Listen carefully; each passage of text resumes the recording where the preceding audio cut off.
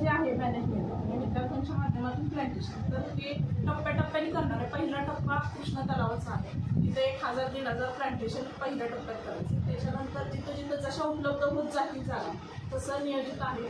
आणि वर्षभर हा जसं शक्य होईल पाण्याचा निचरा, आता लक्ष्मीदेवी वडील एक तलाव आहे त्याच्या पण आसपास करायचं नियोजन चालू आहे. तर अशा स्वरूपात करायचं प्लॅनिंग झाली. आणि 19 ते 21 या दरम्यान, आता 21 तारखेला योगायोगी वटपौर्णिमा आहे, तर आपण थोडासा एक ट्रॅडिशनल थोडंसं वेगळ्या प्रकारे मॉडिफाईड आपल्याला उत्सव साजरा करू असं म्हणता येईल. महिलांना जर यात इन्व्हॉल्व केलं, महिलांनी मनापासून जर प्लॅन्टेशनमध्ये सहभाग दाखवला तर निश्चितच, कारण एक येणाऱ्या पिढीसाठी प्रत्येक स्त्रीला मुलाची जेवढी जवळीक असते ते येणाऱ्या पिढीसाठी म्हणून प्लॅन्टेशन करावं.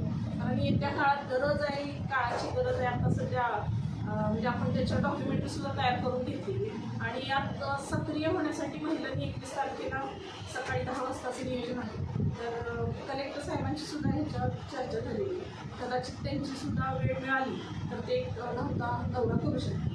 आपण त्यांना पण पूर्ण व्यवस्थित निवेदन वगैरे देणार.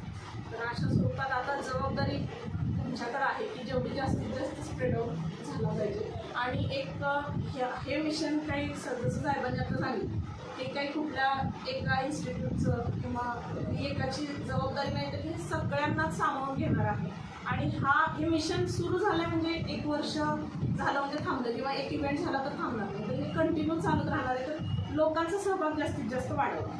आता एक आम्ही याच्यावरती चिल्लार जे आहे ब्रँड, तर लोकली त्याचं नावसुद्धा माहीत नाही. म्हणजे गुगलवर इव्हन सर्च केला तर हे कोणतं रोप आहे, काय त्याचा उपयोग आहे, ते आलं कुठून, ओरिजिन काय, हे सुद्धा आपल्याला फाइंड आउट होतं. एवढं निरुपयोगी असणारं ते झाड आहे.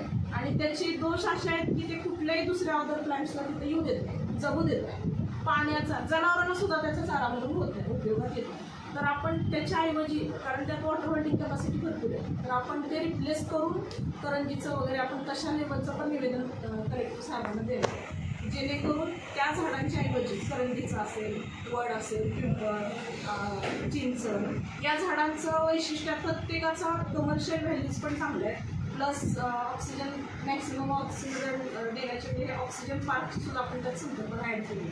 तर प्रत्येक झाडाचा विचार करून म्हणजे त्याचं सिलेक्शन केलेलं आहे. कारण याच्या आधी जे झाले तलावाचे वगैरे झाले होते, तर वृक्षप्रेमी लोकांनी म्हणजे त्यांचं नाराजगीचं कारणच हे की सक्सेस रेट कमी आहे, मॉर्टॅलिटी जास्त आहे या प्लॅन्टेशनच्या संदर्भात. तर त्याची कारणं फाइंड आउट केली आहे. सगळ्यात main selection of planting material हे सगळ्यात महत्त्वाचा विषय आहे. सिलेक्शन जर चांगलं झालं, स्टर्डी प्लॅन्टचं झालं, तर उन्हाळ्यात सुद्धा ती सर्वाईव्ह झाली पाहिजे. आपल्याला सगळ्यात आपल्या भागात जे चालतात तीच रोपं घेतली पाहिजे. ऑर्नामेंटल प्लांट्स काही कामाचे नाही, म्हणजे ऑर्नामेंटल प्लांट इव्हन त्यांच्यात मजबूती पण नसते. आपलं हे गुलमोहराचं झाड फक्त दिसायला शो आहे, पण त्या झाडात काही ताकद नाही, वादळी वातावरणात ते नष्ट होऊ शकतं, अशा स्वरूपात आहे. तर मग सिलेक्ट करताना 6 प्रकारचे आपण घेतलेले: वड, पिंपळ, करंज, चिंच, बांबू आणि कडू. या सगळ्याचा भविष्यात पण उपयोग काय होऊ शकतो याचा अभ्यास करून निवडली. जवळपास 10,000चं यावर्षी नियोजन करतो. जशा जशा जागा उपलब्ध होतील तसे प्रशासनाच्या सहकार्याने करण्याचं नियोजन यात आहे. तुमच्याकडून जास्तीत जास्त आम्हाला सहकार्य मिळावं. आणि आपण एखादं आवाहन केलं तर बरं होईल की ज्या लोकांना या साहेब एक कॉन्टॅक्ट नंबर दिला तर बरं होईल, म्हणजे ज्यांना यात NGO असतील तर सहभागी परिवारात केलेलं आहे. अशा मरवड्याला गेले सावित्री